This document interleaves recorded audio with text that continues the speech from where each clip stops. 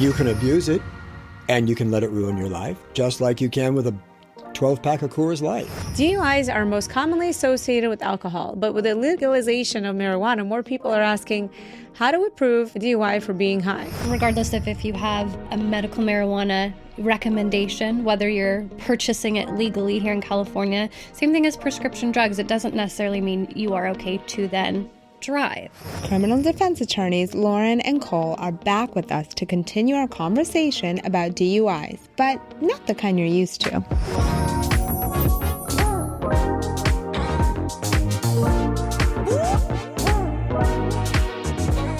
Thanks for being with us today on The Glamorous Grind. We're looking at the law around DUIs when the influence you're under is marijuana. We're joined again by Lauren and Cole to break down what's actually happening in these cases, what the law says, and what you need to know to make safe choices and protect your rights. Thank you guys for coming back. Thanks for having us. We're super excited to talk on this very interesting topic. Plenty to say.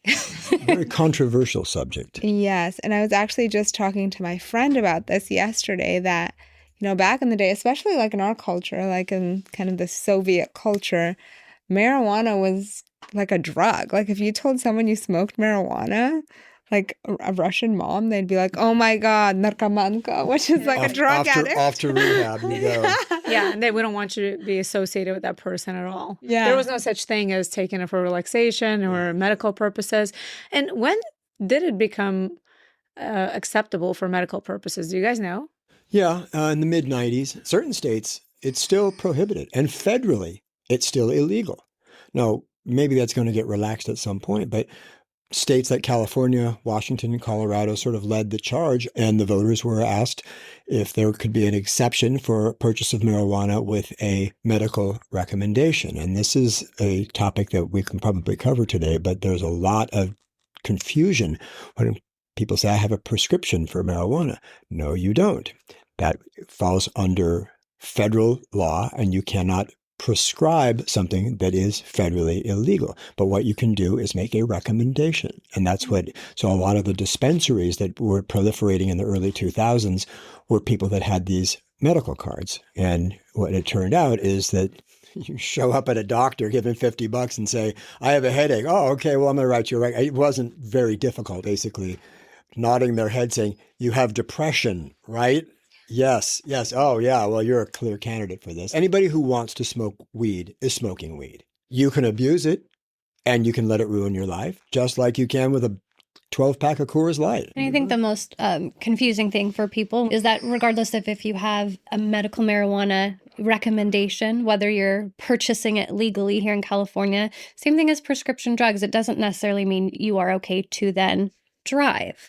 So there is still the issue of impairment. So we have a lot of people who are confused by that and talk about, well, I have my weed card. Aren't I okay? Not necessarily. If it still impairs you for purposes of driving, just like Xanax, just like any other prescription medication, you can still get arrested for DUI. Just like alcohol. I mean, you can legally buy alcohol if you're 21 years old, but it doesn't mean you can take a whole bunch of it in and then drive. Well, interestingly, this came up a lot in the employment context, more so before it was so widely accepted, where people started getting these marijuana cards and then they would come to work high. Yeah.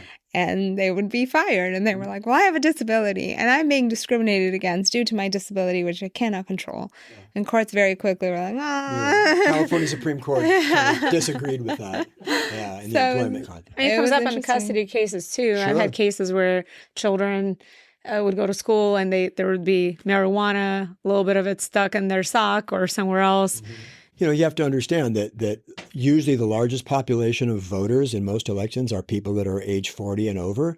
Well, when the baby boomers started hitting age 40 and voting all the time, these are people that grew up with all their friends smoking weed and look at them going, my friend smoked weed since high school and he's not some screw up. He's a CEO of a company now. So clearly all the phobia and the paranoia that was instituted early on in the 50s and 60s about it, turned out to be a lot of bullshit. Did you guys have cases where someone had like one drink and then ate 2 gummy bears We've and had then they all of totally those. lost it and couldn't remember things because that happened to me. Okay, my grandma had cancer like a long time ago before she passed away, and somebody suggested that I get her gummy bears because it helps with cancer. So this attorney, one time I saw him at a party, shows up in my office months later and brings me a bag of gummy bears, and I had no idea like why is he bringing me candy? I totally forgot. And then I bring it to grandma, and she's like, "No, like I'm not a drug addict. I'm never gonna do this." I'm like, "Grandma, look." So I ate one to show her it's okay, so she would try it. But then I had an appointment with my potential intern later that day, and she spoke Russian, and we met for a drink downtown. So I had a glass of wine after that, and I still can't forget that day because that was so embarrassing. I had short-term memory. I would start speaking about something, and then I would freeze, and I didn't know what I said and where I left off, and that kept happening. It was so embarrassing. I had a similar experience. I grew up in a culture, prior to my law school days, I was a musician, played in bands. So I was around weed all the time, played a lot of blues clubs and with a lot of blues players. It was never, you were never like, let's just sit at the couch and, watch Dude, Where's My Car 50 times. It was just, you just had a little bit as you played or whatever, right? And then somebody gave me an edible. And that was the highest I had ever been. And I was like, please God, make it stop. And it lasted for like 8 hours. Oh, wow. And I remember thinking, I will never, ever do that again. And I have friends to this day that say, I take a gummy every night before I go to bed. I'm like, fuck off. There's now this whole trend, and a lot of it is like moms kind of driving it.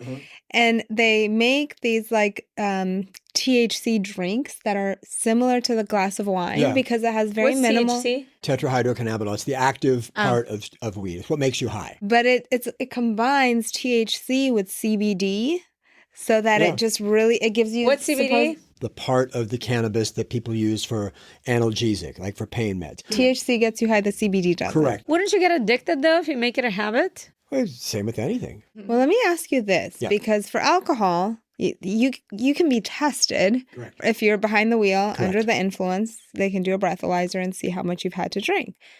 What's the test for marijuana? And is there a limit in what you can take and get behind the wheel? It's a great question. And it's one that all of the states in the United States are grappling with right now. So we have a handful of states, Washington, Colorado, a few others, that have a legal limit. And it's a legal limit based on nanograms of THC or nanograms of cannabis. Here's the problem. When you ingest cannabis, it immediately starts breaking down in your system. You have the pharmacologically active component, which is called the delta 9, and then you have metabolites, which means you start off high with very few metabolites, but as the high diminishes, the metabolites go up. And pretty soon you're not high anymore, but you have metabolites in your system. The problem is the metabolites can stay in your system, in some cases up to a month, but at least a few weeks. Some states, Arizona and others, I think there's 12 states that say any amount of THC or its metabolites in your system is illegal if you're driving. That means you could smoke a joint today, get pulled over a week from now, and you still have those metabolites in your system. You've broken the law. Seems illegal. Crazy. It is because that's a way of combat. Oh yeah, you want to make this stuff legal? Great. Well, we're going to make it so you can't drive for a week after you've smoked. Okay, I can always smell people smoking marijuana because I have a strong nose. Sure. But how soon does the smell wear off? And can they do breathalyzer on marijuana Plus to gummy. determine Like a anything? lot of people take gummies. They tried. It doesn't work. What happened? San Diego police actually tried this. They had a machine that they would do a cheek swab of you. But all that's going to tell them is whether you're positive for THC and or its metabolites. So again, if you smoked the day before, I used to tell this to clients, look, if you smoked yesterday and you got tested the very next day, you weren't high for 12 hours. If you were, please tell me where you got that weed, because I'm gonna invest in that company. But what happens is you are going to have this positive metabolite, and that's all they can tell. And they've abandoned it since then. All it would do is say, okay, that's enough for us now to take you down to the police station and either draw your blood or have you give us a urine test. You're going to get arrested. You're going to spend the night in jail. And then maybe a month later when they release your results, oh, he didn't have anything active in his system. California does not have any sort of a legal limit. Some states do. 2 nanograms to 5 nanograms is the typical number. But again, that doesn't have to be, and this is why this is such a complex area of the law, because it's not pharmacologically active specific, meaning you have weed in your system.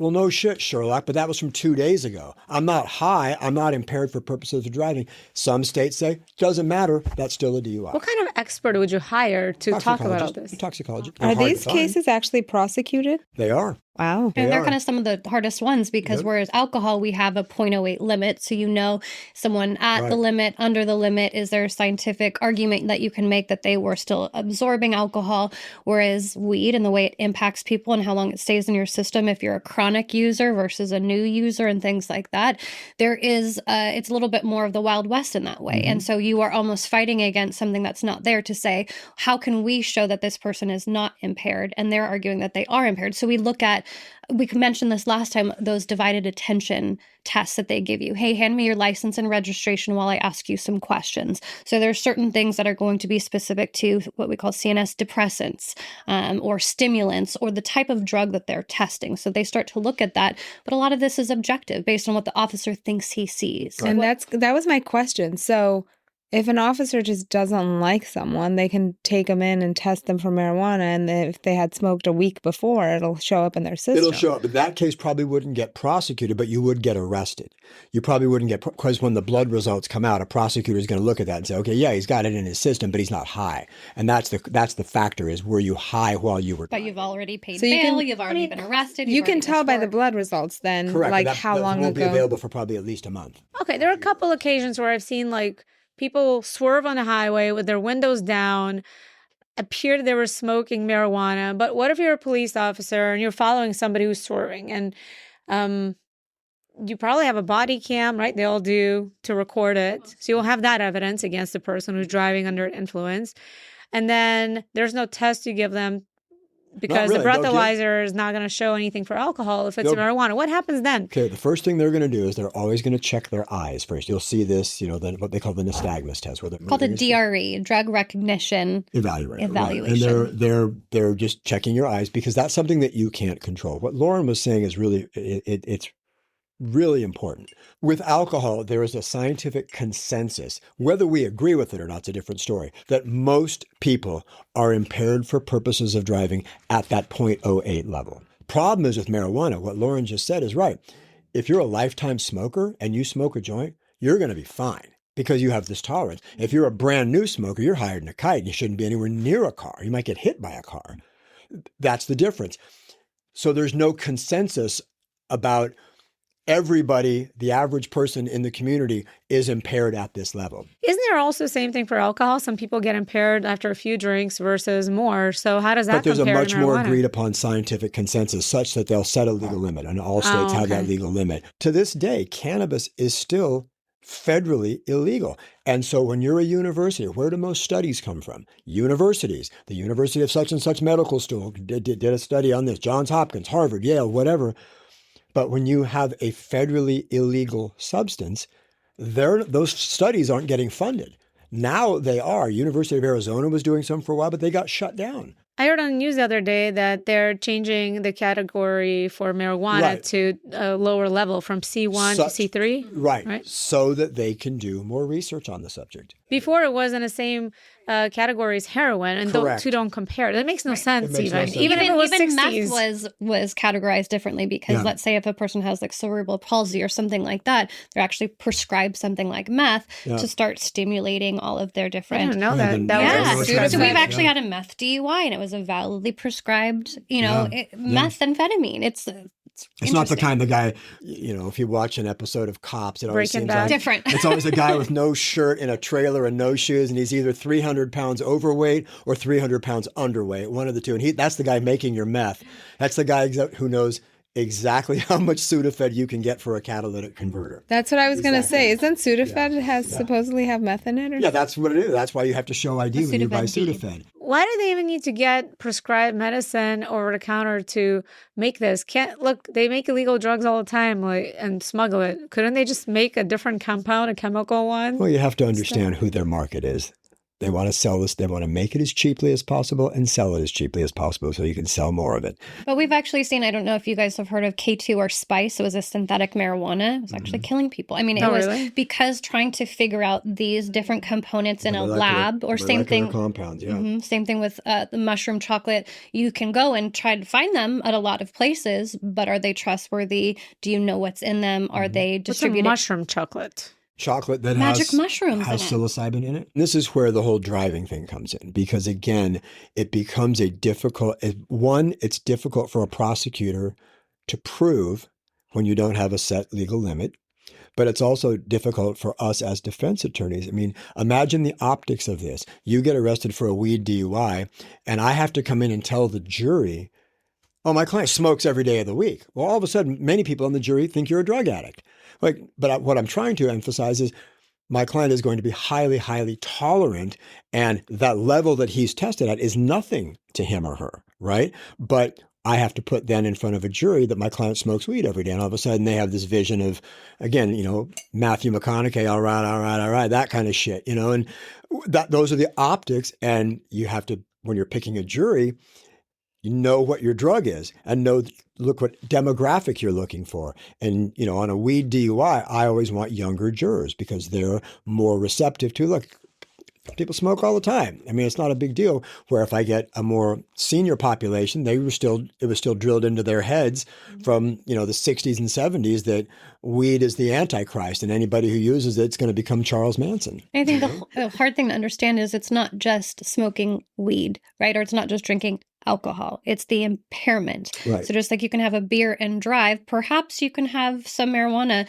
and drive if you're not impaired. So it all comes down to impairment. Right. And that's why alcohol is easier, because we have made statutorily and all of the scientific research that we can present in court that has been peer reviewed and tested is all for alcohol, and there's so much less for anything. And even prescription drugs, we have experts who will testify and say, well, again, with this person it would impact them differently.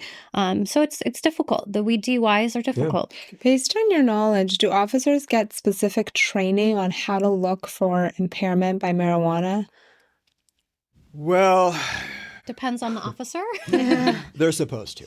Do they look for this in every single person they Yes. pull over? We're trying to find out what happened. And so especially if there's a wreck, if there's an accident, why did this accident happen? Is it just somebody was texting? Were they on their phone? Were they distracted? Were they eating? Or were they high? Or were they under the influence of alcohol? Or was it a combination of both? Like, one of the most common scenarios that we get is somebody gets pulled over. They give them a breath test right at the scene, and they blow negligible, 0.02, 0.03, clearly not under the influence of anything, just a little bit of alcohol. But they say, but you look super fucked up. What's going on here? And that's when they say, I have reason to believe that you're also under the influence of something else. Now you have to do a blood or a urine test. And they will do that. But that's for their, the mission is obviously protection of the public, but the stated mission is the protection of the public. But really we need to find out what's wrong with the person. We have lots of cases like that where we get the blood alcohol results and we're like, wow, look, they're way under the limit. Yay. And then a couple of weeks later, we get a toxicology result like, oh shit, this guy's on this and this and this and this, a whole cocktail of them. And that's really one of the things, the statute in California is driving under the influence of alcohol, drugs, or the combined influence thereof. We'll have people that'll call the office sometimes, and I'll speak with them and they'll say, yeah, I tested out, but I was only at 0.03. I'm like, yeah. But they still arrested you. Yeah. Did you do a blood test? Yes. Are they going to find anything else?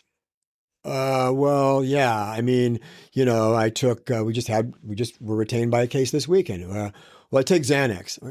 Okay. When did you take it? Well, before I drove, but a long time. Like, how much time? And there's almost this hesitancy to just own it and say, yeah, I took it, last night before I went to bed. And I got up at 4 a.m. and decided I needed a taco or something. I drove out and got into a wreck. And that's what happens in a lot of these cases. Mm-hmm. And now they've got that in their system. So is there a case that still sticks with you? I think the hardest cases for us are always the fatality cases. A lot of our colleagues do criminal defense where there's gangs involved and murders, where many times the perpetrator is a bad citizen. And so is the victim, is a bad citizen. Again, gang violence, drug dealing, shit like that comes to mind. many times when you have DUI fatality cases, the drunk driver, could be any one of us, person that's worked hard, played by the rules, they just screwed up. And I tell this to a lot of my clients, be thankful in some cases that you got pulled over because you could have killed somebody. And then you and I are having a very different conversation about what the rest of your life is going to look like. And maybe not, everyone might say, no, that would never be me. But people can get DUIs the next morning. They think they're fine. We have one right now. And it's not the first case we've had where she spent the night at a friend's after drinking all night, wanted to be responsible, went there the next morning to pick up her car, 6 or 7 a.m., still has a registrable blood alcohol level and is being prosecuted for DUI. Yeah. I think that's what the scariest thing for us is when you see cases like that. I remember one of my first fatalities with Cole was a military veteran, amazing qualifications. Anyone who knew her, colonel, nothing but amazing things to say. Every medication that was on board in her system was something that was prescribed by the VA. But she had PTSD from her combat and all that stuff. But she went through a red light and, broadsided another car and killed an older man and right in front of UTC. Yeah. And something like that, seeing the outcome for her, the outcome for that family, when in her opinion, she honestly thought, this is my normal medication routine. She didn't feel under the influence. She is going about her normal daily routine, going to the VA for another medical appointment, and just seeing how quickly things can change and how all of us go, it could never be me. Well, you don't actually know that. How quickly life changes is really concerning in a lot of these cases. And I can't think of any of our cases that we've had involving fatalities where our client was a bad citizen. It's almost always their first offense. And many times, you wonder, had you been pulled over last year or something, you probably, because most people don't reoffend. Some do, but most don't. And I guess in some senses, the system works because that's what everybody's hoping for. Okay, you didn't hurt anybody. You didn't kill anybody. You didn't hurt yourself. Don't do it again. But we get those cases where it was your unlucky day. And that's the day that the guy on the motorcycle was in front of you and you hit him. And had that been a car, he would have walked away with maybe a scratch, but he's dead now. Yeah. And we have to deal with that. And so all of those cases stick with us because you genuinely, you always have a victim, not always, but usually you have a victim that's also a really good person. And you have a client that's a really good person. And that the judges will tell you that these are the hardest cases to sentence. We had a case, and this one, you talk about one that still sticks with me, many years ago, happened up in Oceanside at by the Oceanside Pier. And there's a road there that goes down to where all their shops and restaurants are by the Oceanside Pier. My client had been at his son's twin boy's birthday party, 9-year-old birthday party. He had a couple glasses of wine, not a lot. Coming back, it's very dark, and these people were also drunk. They were crossing the street. My client just didn't see them. They were outside. If you look at like a street light, there's a cone of light that comes down and it's very bright. They were just outside that. So they were in the dark as he's leaving a lighted area. He went through the went on the road. They were outside of the crosswalk and he struck a woman. And when he called me, she was in the hospital. By the time he came and met with me in my office, she had died. Then keep in mind, this is a father. He's got 2 little boys facing 10 years in prison. And he was a local business owner, very well-known business owner. His product that he made was a type of bread. And when they would bake all the excess bread, he and his boys would go to the local food kitchen and donate it and help feed. He was teaching these kids just a really, really model citizen, right? He was convicted because his blood alcohol was over the limit and there wasn't really a whole lot of a defense there. Well, the bad part is while he was awaiting sentencing, his wife was diagnosed with cancer, the mother of the kids. She came into court with a headband, or no hair on her head or anything like that. And it was in front of Judge Joan Weber, who was one of the best judges I've ever been in front of. And she said, this is perhaps the most difficult case I've ever had to sentence on. And she granted him probation. I believe he spent a year either in county jail or possibly in work furlough. But I mean, that was a potential, 6, 8, or 10 years in prison, and he didn't serve any. He because he had paid it forward. He had been such a stand-up citizen, teaching his boys, plus the fact that his wife, he may lose his wife. who's going to be there for these boys, you know?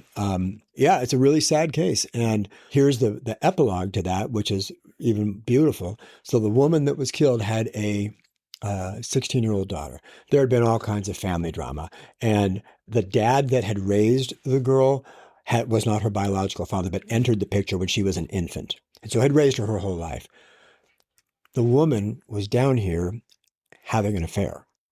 So when the dad found out about this, he basically said, screw you to her and screw you to the daughter. I'm not raising you anymore. So the daughter lost both her mom and the guy who she's known her whole life said, I want nothing to do with you anymore.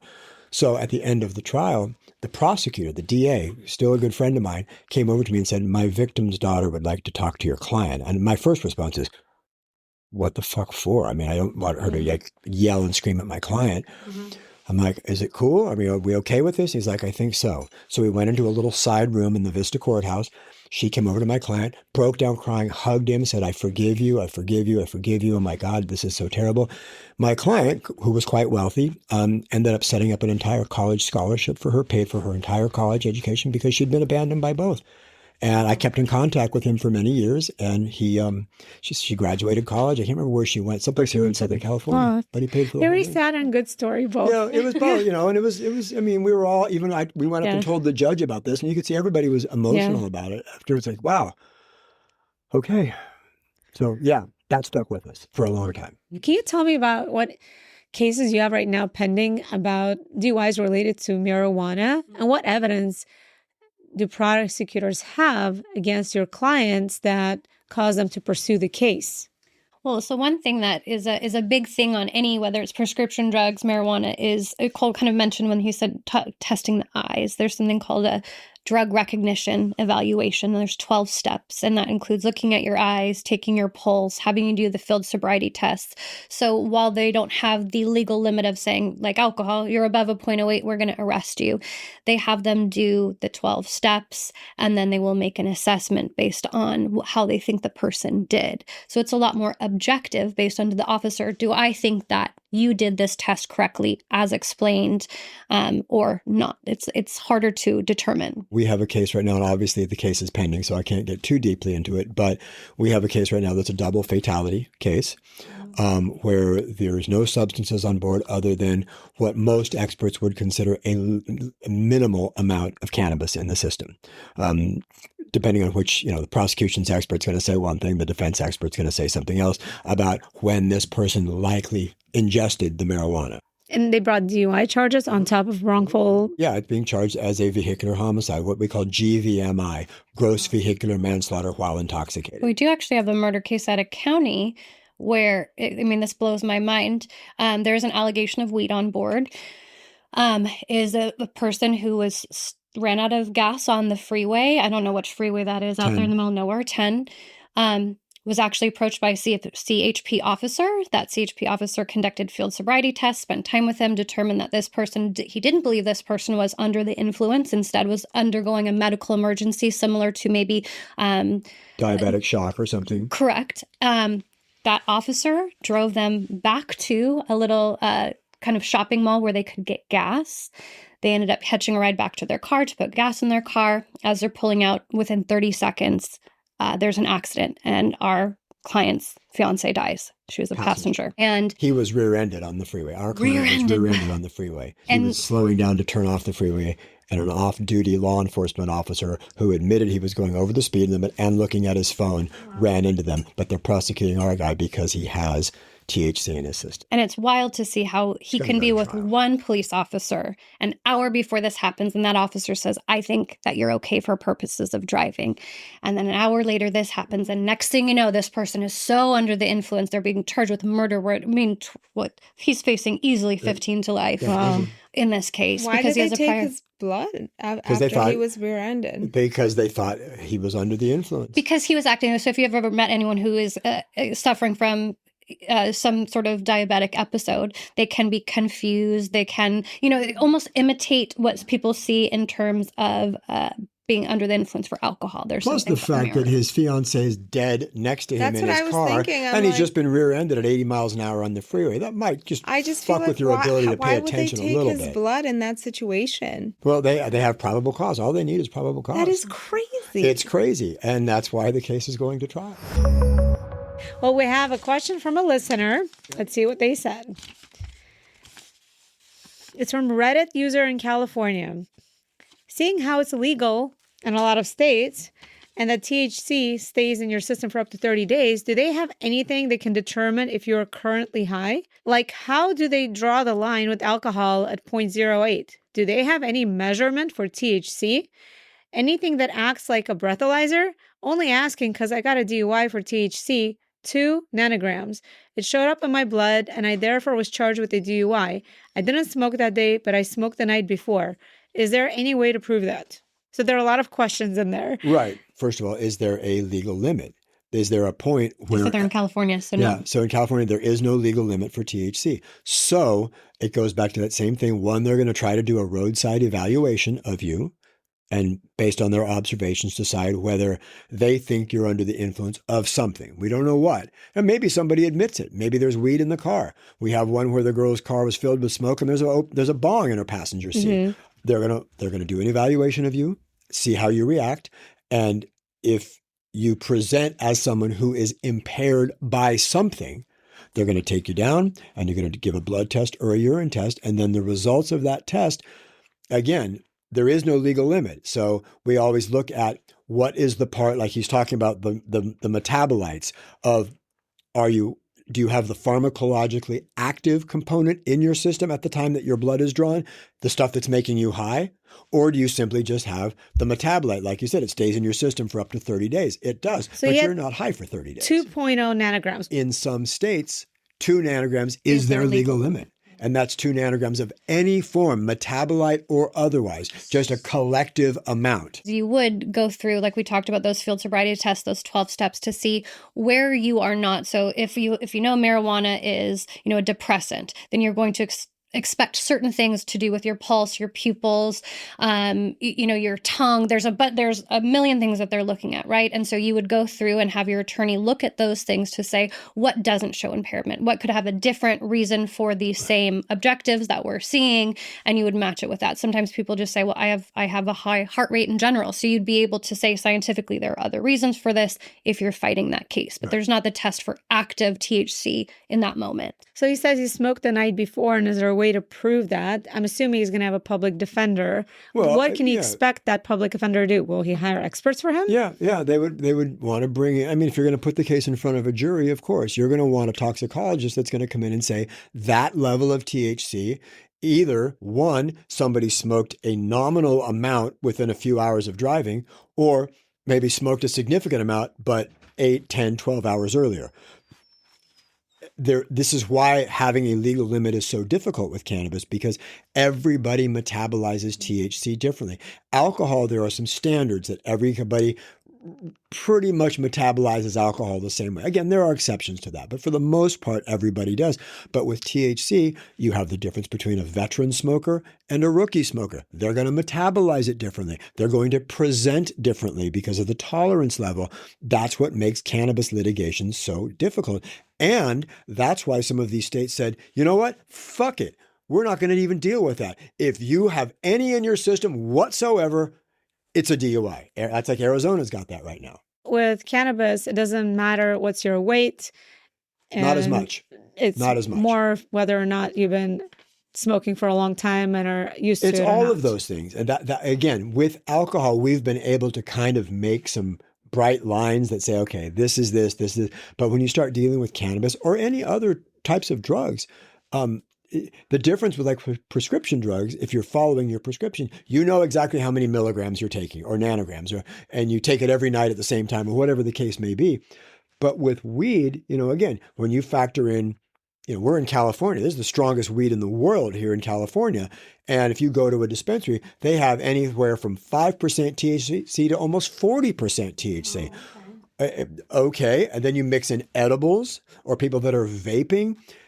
The ingestion methods are all so different. Like, for example, with an edible, you might eat that now and you're sober for the next 2 hours. Then all of a sudden it hits you like a Mack truck. Okay, well, if you test out, did you get tested out in that first 2 hours where you weren't showing any impairment at all? And then how long does that stay in your system versus the kind that you smoked?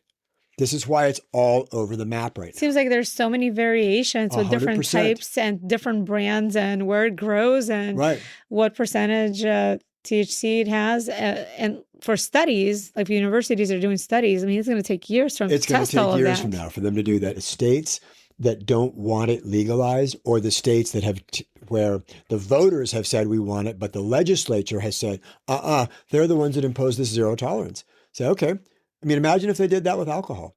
I don't care if you drank last night and you're completely sober this morning. If we can detect that you had alcohol in your system, that's a DUI. Can you imagine the outcry there would be and what the food and beverage industry would do, the bar industry, the restaurant industry, the hotel? They'd lose their fucking minds over that. Well, that's what some of these states are doing with cannabis right now. They're saying, yeah, we're not going to deal with all this minutia about nanograms and milligrams and micrograms. Fuck it. We don't care. What we care about is if you smoke weed, you can't drive for a month. Now, you still going to smoke? And that's their position.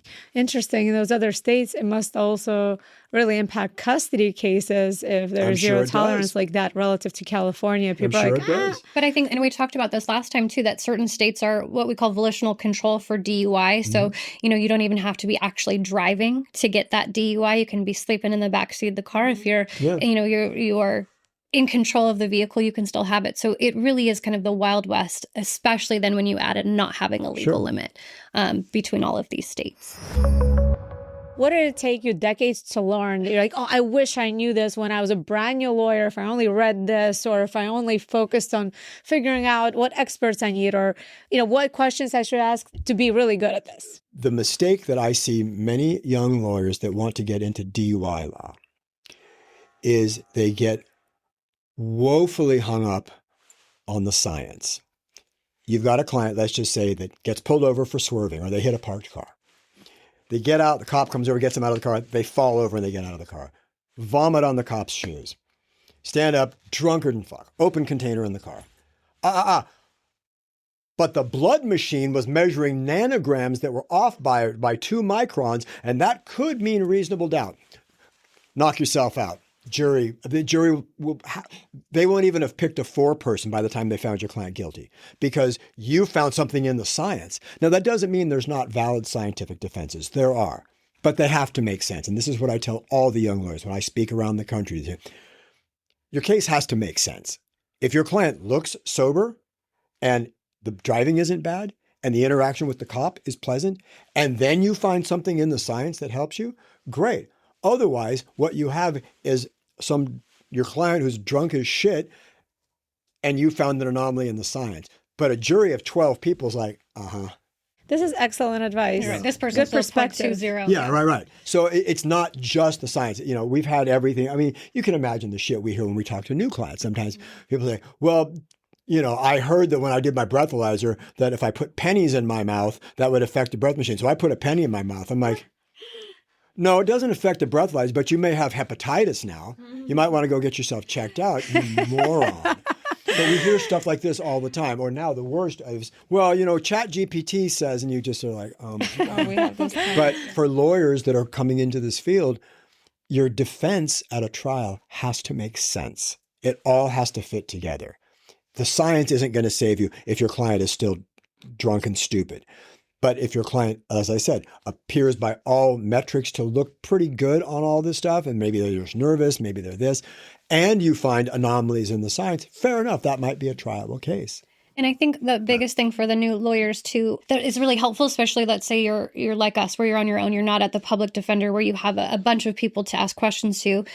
Joining listservs where, all the attorneys are joining in and asking questions. You get exposed to a lot of questions, a lot of experiences, issues that people win at trial, in limine motions that you're going to file ahead of time. And so if you're looking for experience, that's going to be a place where you learn all the terms, you learn what the big tickets are, what you should watch out for in terms of defenses, where you're not practicing on your first client and then they're going to jail because you didn't quite know, but you're starting to see, okay, if I need an expert, these other groups of attorneys, they can kind of point us into, oh, you'd need this specific, like we said, a pharmacologist, or you need a toxicologist or something like that. You need an accident reconstructionist. You have an idea of where you can take the defense of the case or where your strengths and weaknesses are. So instead of guinea pigging your client, I think it's most responsible to join groups of other attorneys. It's a very big compliment.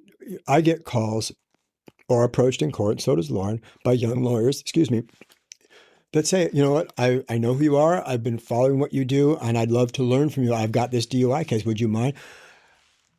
Every good lawyer is going to take that as a compliment and say, absolutely, because you know what? We did that. I had lawyers that I reached out to. We talked about this on the first podcast, where I had to go to Los Angeles to find lawyers that now do what I do, because there was nobody here in town that was doing this. And that's where I saw kind of a hole in the marketplace. But now there's a handful of good lawyers here in San Diego that do this kind of stuff.